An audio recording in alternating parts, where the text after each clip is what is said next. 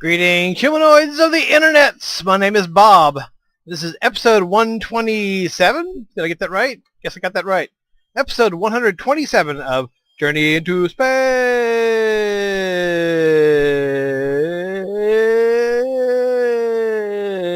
Journey into Space.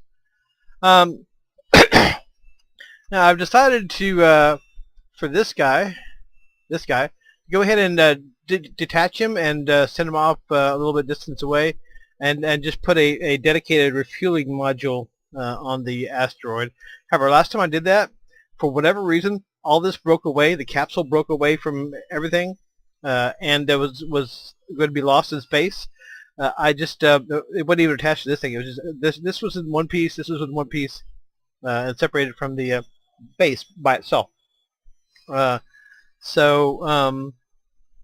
I managed to close it out. I closed out KSP before it had autosaved, so that unfortunate fate didn't happen. So before I pull this guy out, which could cause a number of disturbances, I'm going to go ahead and two of these guys I'm going to put in the nucleus of the space city, and one of them I'm going to just attach him and send him home. Let's see. So that way, I'll get this out of the way, and it'll reduce the lag a little bit, and also it will back him up a little bit. Thank you. We'll avoid a repeat of that situation in which all shit broke loose and they were lost in space without any kind of even a means of propulsion or means of controlling their attitude or anything. So we don't want that, so we're going to go ahead and put two of these guys in here, just because, well, we have a dwelling up here, so might as well put somebody in it. And then we're going to send Fredwise, I think, home with the spacecraft, and then we're going to detach the big stool pusher to the spacecraft and send that on a slightly lower orbit, so that we can bring up a dedicated refueling module that's a little bit less laggy. Let's see. Yep. Nope, nope, bump your head there, dude. Back up. Back it up. Back it up. I think that's just a window right there. Where is the door in this bitch? I assume it's right over there.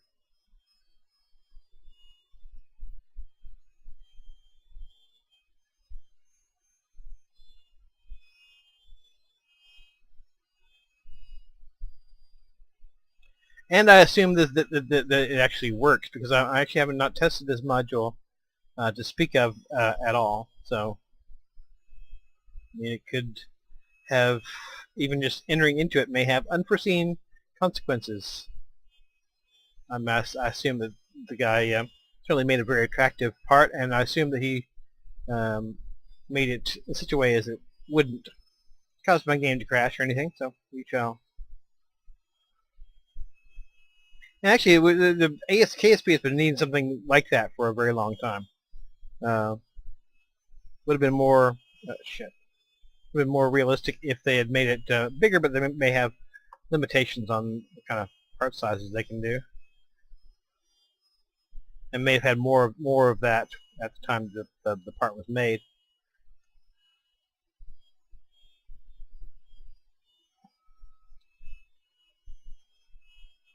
But it looks very reminiscent of the biome pods in the movie. Have you ever seen the old science fiction movie Silent Running, which is a classic?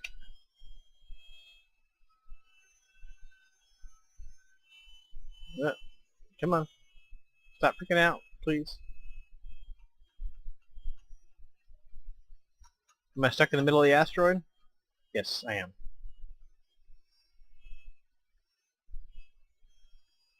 Okay. Greg Dust, we're gonna get you out of there. And I'm gonna get this detached and get the new fuel refueling module up there off camera, I believe.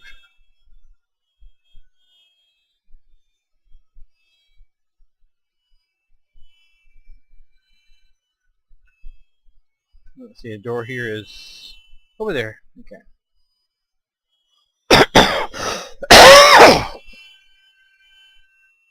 Excuse me.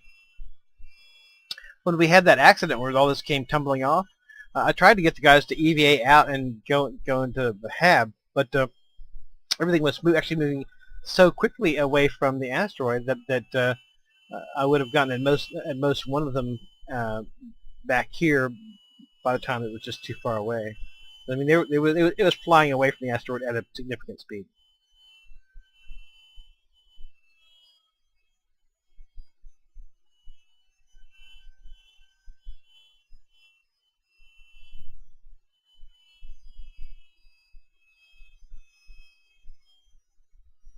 Okay. Would you like to grab on here? Would you, dude? Oh, a little bit too low.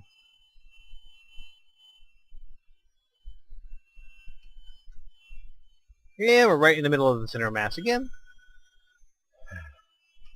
The void deep within the asteroid. Right, we'll go ahead and decouple this, get it out of the way. Decouple node.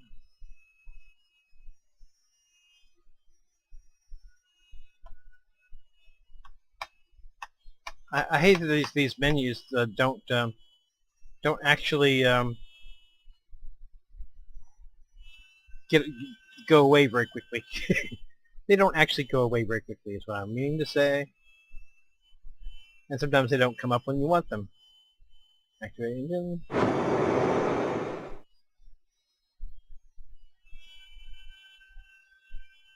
This thing has no RCS in and of itself. So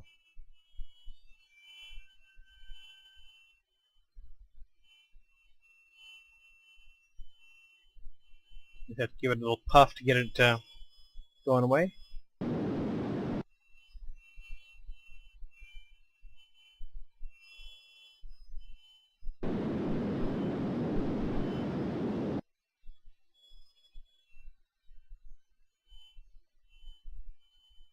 Okay, make sure it's not going toward the base, which it kind of is.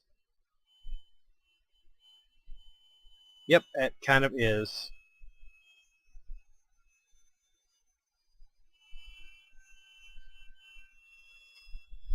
How are we doing on the solar panel? Yeah, we're fine.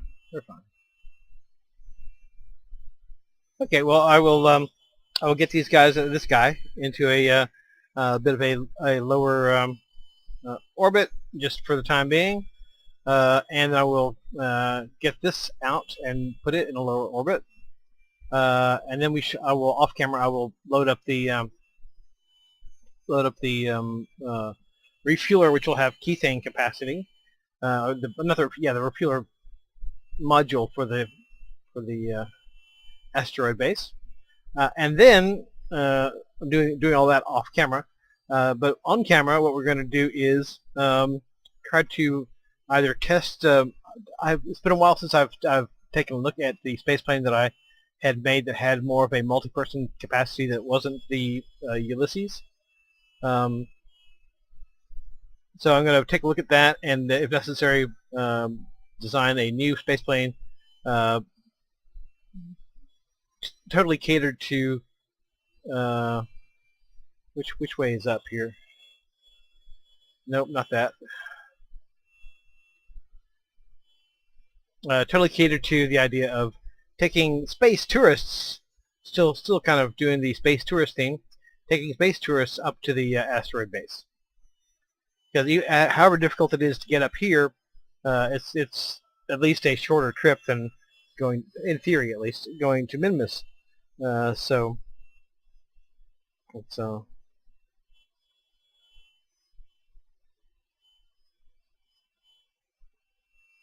and any kind of trip where you take 4 days to get to a place, spend a few days there, then you're spending 4 days to get back. That's a pretty long trip. I mean, not everybody probably has the time to take a trip that essentially takes a month to do. Not quite a month, but you get the idea. Depending on I guess how long they're going to stay there. So we shall have this as our sort of the main tourism destination for those who wish to have a space tourism experience.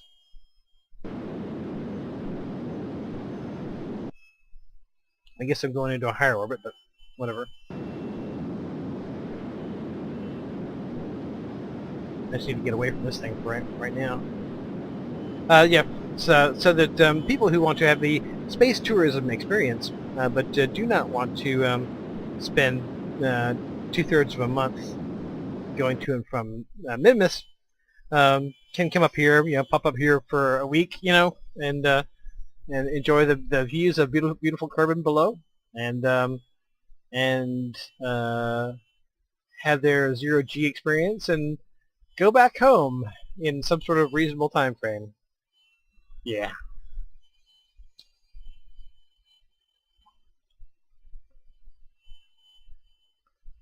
Okay, well, I'll get the rest of this done off camera. I'll get the new fuel module up here off camera as well. And then we shall go on to proceed to something I'm much more happy to be doing than trying to move this asteroid, which is experimenting with the new spaceplane.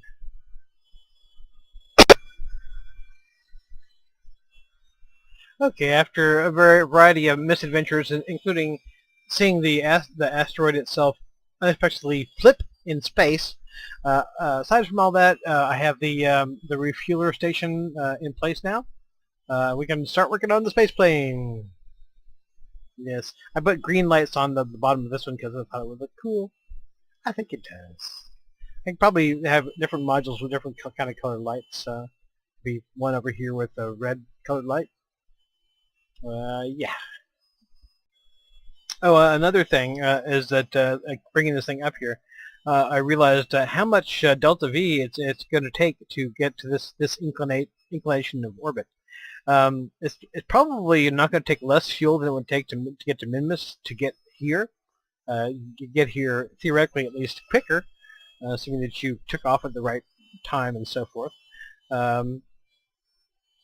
I mean, even now, even though I wasn't even trying to be particularly quick, I don't know if that time is accurate.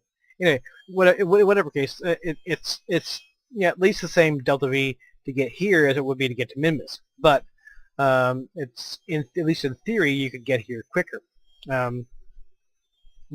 In theory, considerably quicker. However, that means that we're going to have a fairly robust spaceplane to get up here. Of course, I could use my Ulysses spaceplane, which should be entirely up for the job. But I want to try to think about a purely relatively short duration spaceplane just for getting up to here. And because of the delta V requirements to get up here, I may go with a piggyback spaceplane, one that has a carrier spaceplane beneath it, which could theoretically return to the airstrip, and then a nuclear-powered one that goes on from there. So I think that may be what I will do. Okay, this is the space part of the Valkyr spaceplane. Because it's not designed to take off from the ground by itself, because it has nuclear engines, I put a solid rocket on the back. So, because I want to do a little air testing of it, it's also an excuse to put a solid rocket on the back of an airplane. So we're trying to test its performance characteristics in the air, see if I got a balance right. But in order to get it off the ground at all, we have to use the solid rockets. Yes. Good luck, Jedgen and Genfield.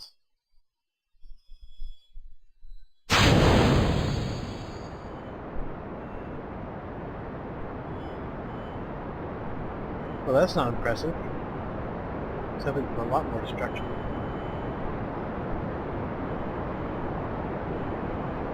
Well, get up. Get it up. Get it up. That's what she said.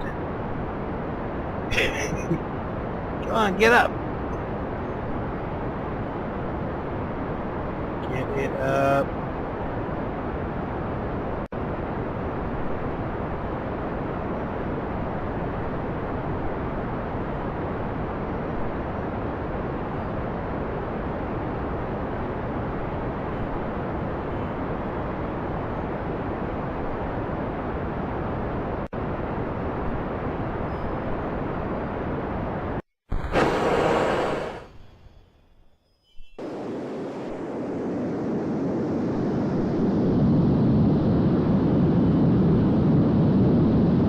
doing a little flight testing here. Gear up. This is highly inefficient in the atmosphere, of course.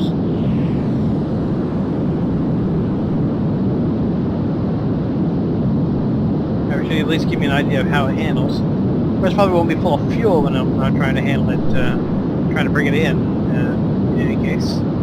So it's certainly almost guaranteed to handle better when it's empty.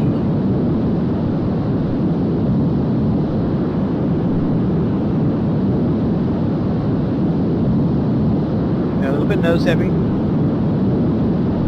as to be expected, given the fact that it's not designed to really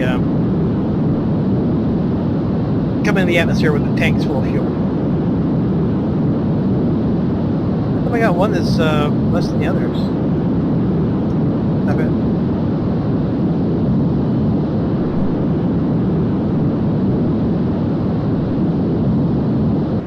One of these things is not like the others. One of these things just doesn't belong. Which of these things is not like the others?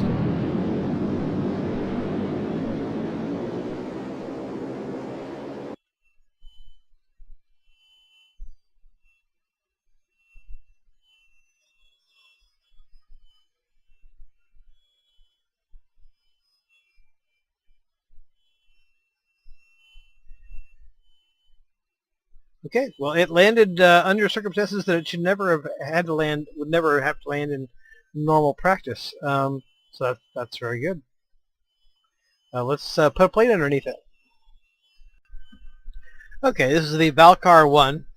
For some reason, this fuel tank acted like it's connected with fuel lines with these two. That means that one drains first. I took advantage of that by putting a lightweight and much more powerful engine in the center to help it get get it into orbit. Yeah, get it into orbit to help it get into orbit. And then that will drain, and it'll have two full tanks for the nuclear engines. Whether that's enough for the inclination change, I don't know. We will have to just see that when the time comes. Our first mission will be a test flight. There may be many more of that same sort, because this is completely untested at this point. It could just flop into a bleeding pile of parts on the runway, for all I know. Another issue is that these wheels are pretty far back, and I don't really have an alternative to that right now. But as you can see, the center mass is right there, so it's a question as to whether it will actually tilt up enough to take off the ground, or whether it will catapult off the edge of the runway, or what it will do. This has a robotic brain. In theory, if there was another person to control it, they could fly it back to base and refuel it and put the two together again, and it would be a completely reusable spaceplane. But of course, what really happened is I will just jettison that and let it drop to its destruction and carry on. Alright, well, I think we're ready for tests. Okay. Now, you may be asking yourself, why wouldn't Bob simply use the its existing Ulysses spaceplane, which can get to Minmus, probably could get to the new Space City as well? Why wouldn't I just use that?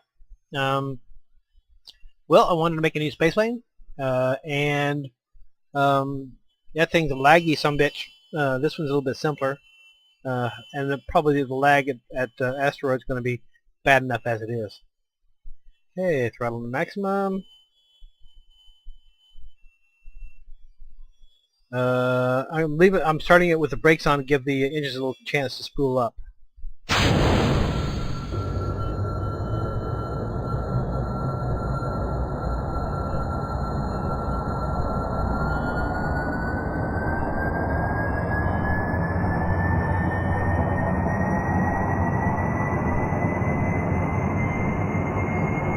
What the hell? That is unexpected. That is highly unexpected.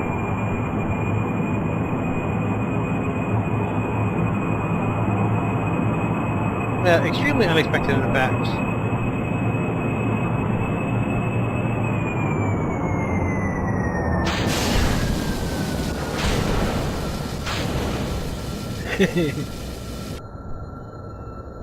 Yes, that was interesting.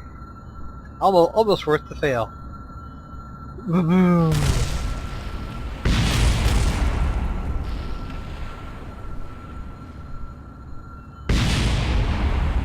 Boom.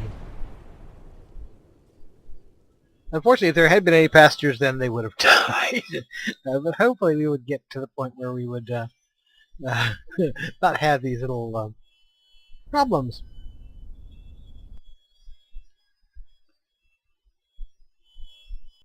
Okay, I think I've got most of my little problemos ironed out. Maybe. Hopefully. Could be. You never know. You never know. It could be ironed out. They could be all solved. Okay. Start with the brakes on.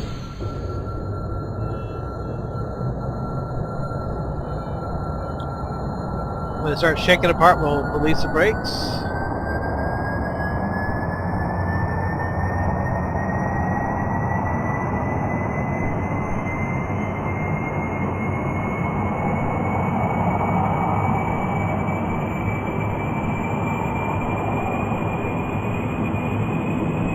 Very back heavy right now, but it is controllable. Let's get up about there on the SAS, or don't turn on the SAS because it doesn't seem to control it at all. I guess we're going up on manual. It's alright, I can do that.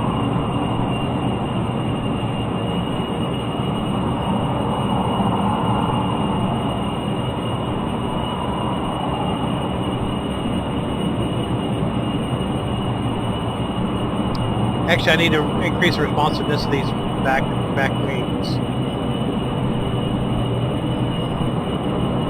Yeah, that doesn't work. That doesn't work whatsoever. Okay, hold on.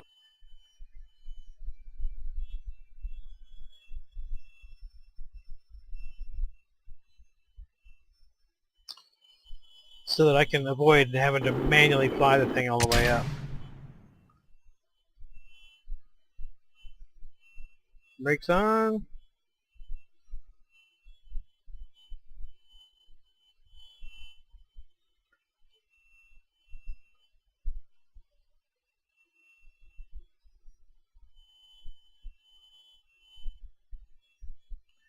Okay. Throttle to maximum.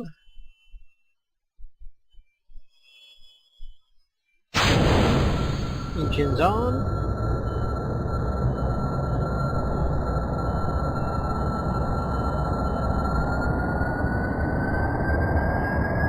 Release the Kraken.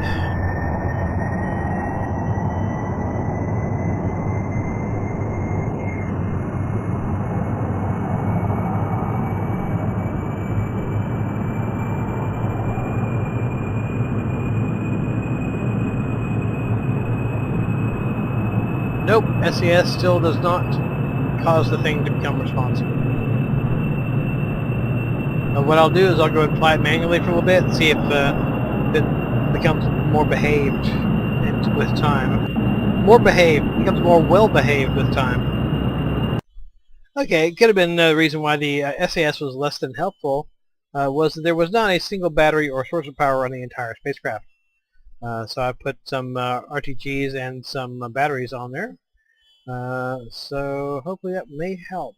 Maybe.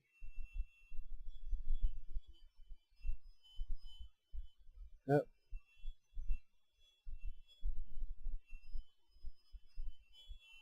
Alright.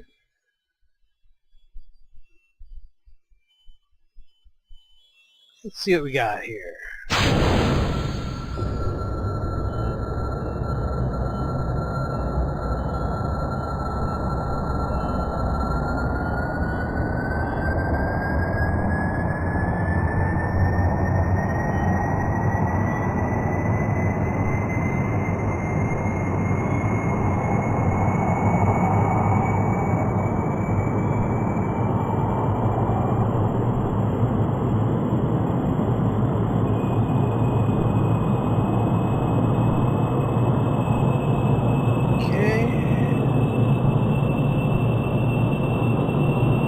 Let's test some SAS.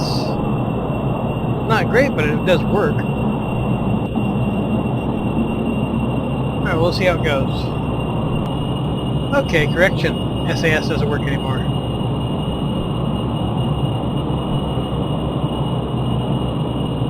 I added some weight to the nose, hoping that that would make a difference, because it actually got to the point last time where it was not capable of staying at all level.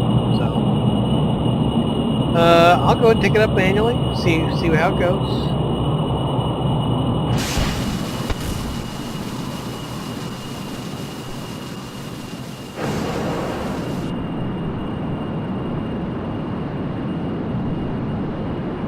Accidentally did an abort there.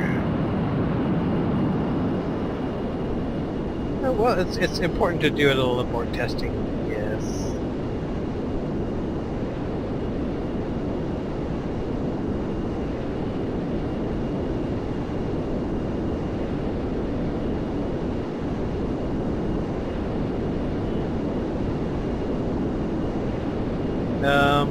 Pull up, please.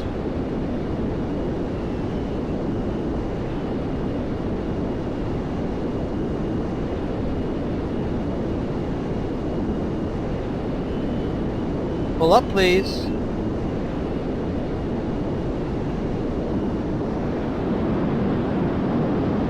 Okay.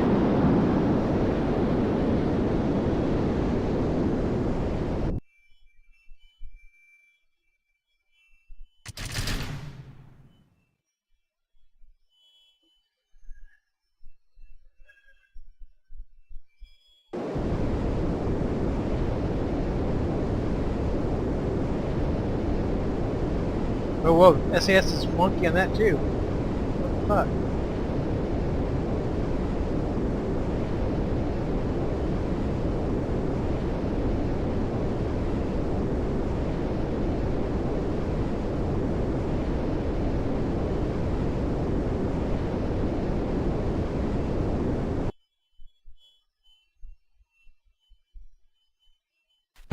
Oh, well, okay.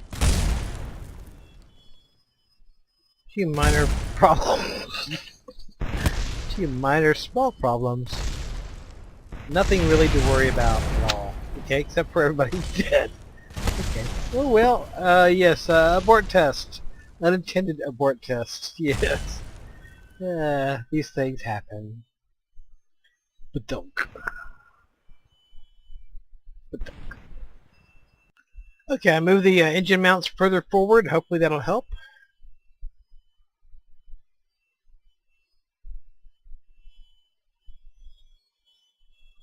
Let's go.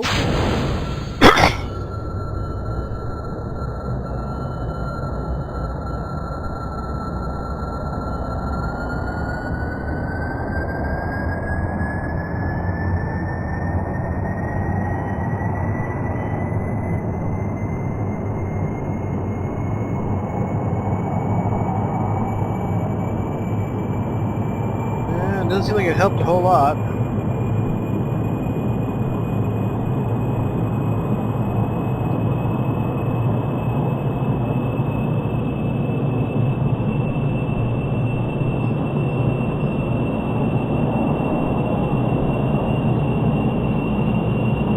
Yeah, the SAS only delays the inevitable as far as the tendency to dip down the tail.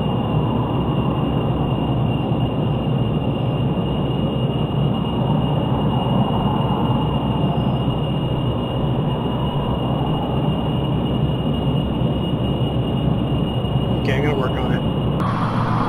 Okay, so here's the latest iteration of the space plane. Unfortunately, it is very, very wonky, difficult to control. It's got some major issues. Very hard to control.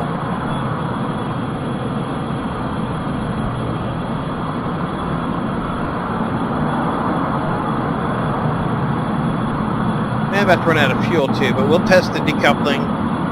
But what I'm probably going to go with is more of a vertical takeoff.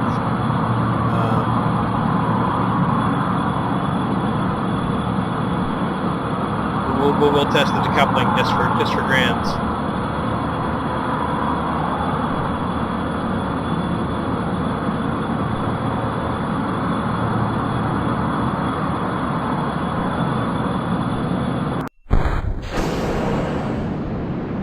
Okay.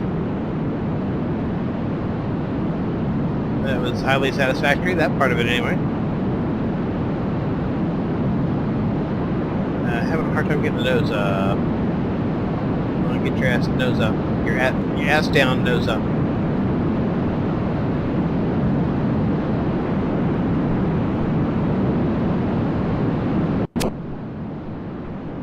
I do have an SAS on this thing, don't I?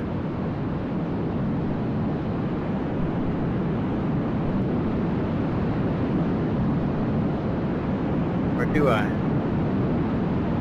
Yeah, I got an SAS on it.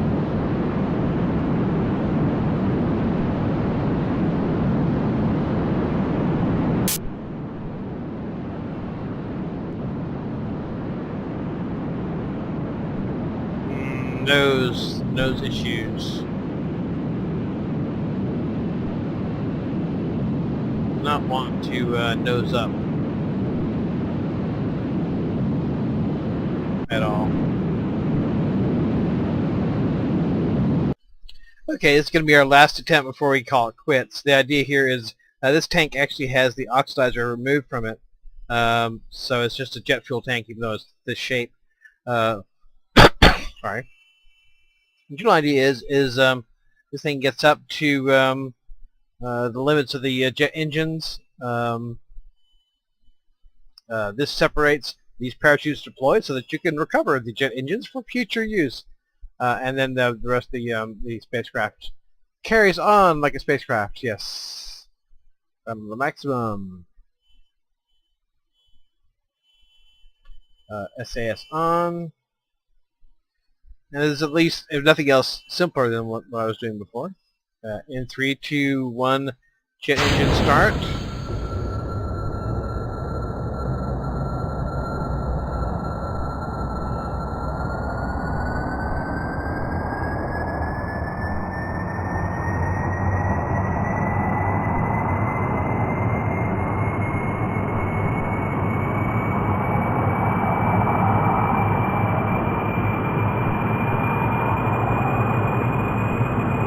Stop. That was interesting.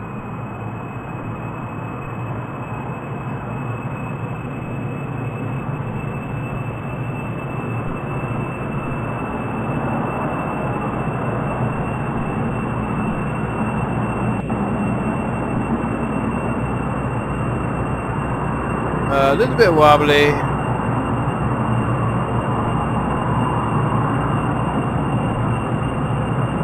Alright, we'll see how it goes. Okay, this thing's doing the hula dance here. I'm not sure if that's something I should be alarmed about, or what. Okay, I made a few configuration changes here. I don't know if that's going to help. Since we didn't get anywhere, I guess can't hurt that much. Unless it kills them all, you know. Okay, you still gotta be real gentle with this son of a bitch.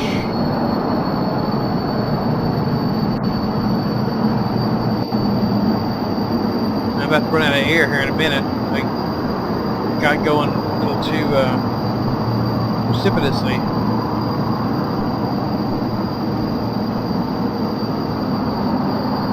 I'll run out of air here any second if I don't change my ways. Okay, screw it.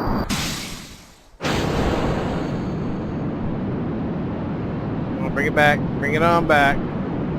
Bring it on back home. Now that was not the most ideal scenario as far as efficiency goes. Let's see what it's going to do for me. Oh, we're getting there. We're getting the job done.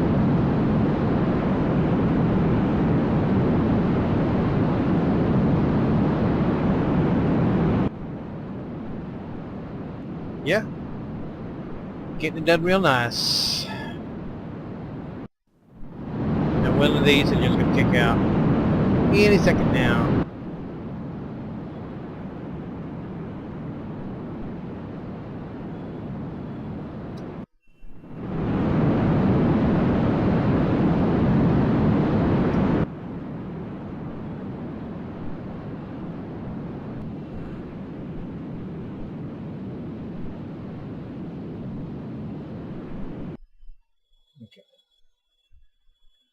Okay, middle engine's out of fuel.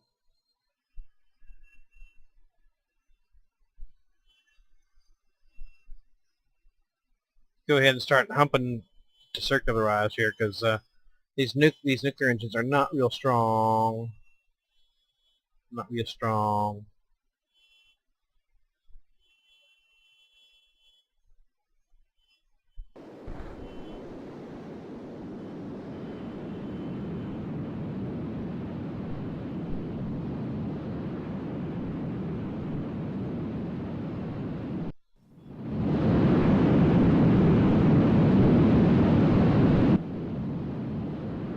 I'm a little bit leery of that. Should have gotten more horizontal motion, but I didn't react soon enough to the rapidly increasing altitude.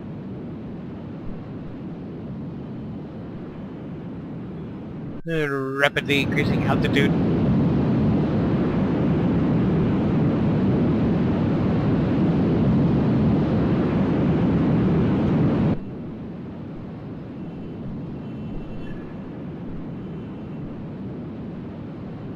Yeah, we'll see how it goes.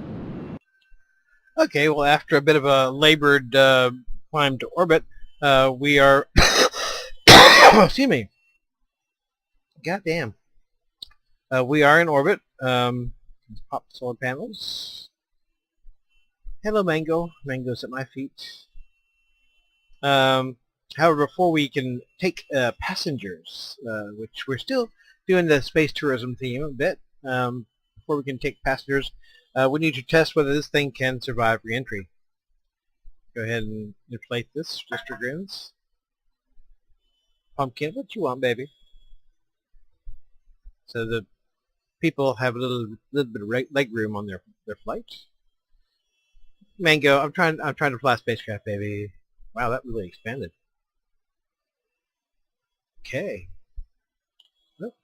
Mango, baby. I'm playing the game, baby. Okay, I got Mango in my lap. He appears to be settled now. Are you settled now, Keto?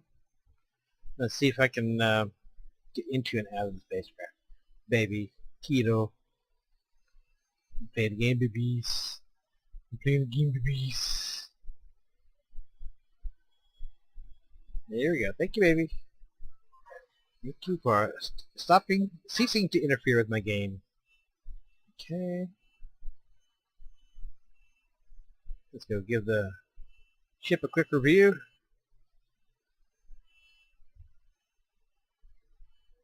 Everything looks ship-shape.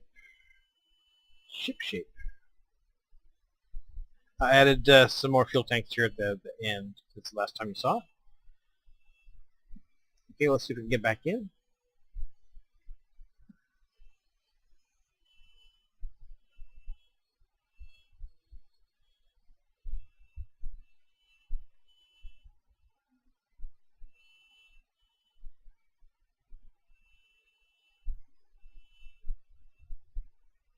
All right, no problems there.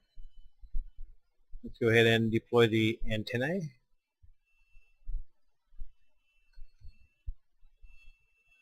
Looking good. Okay. Excuse me.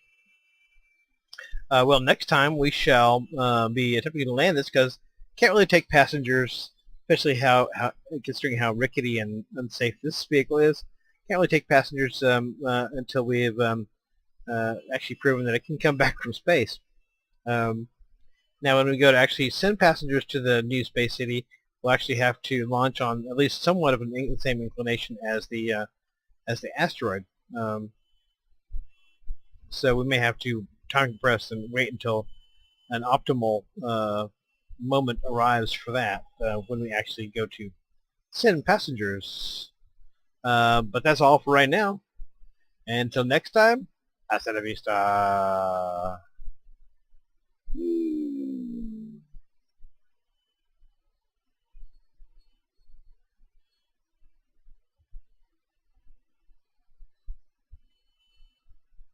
Adios.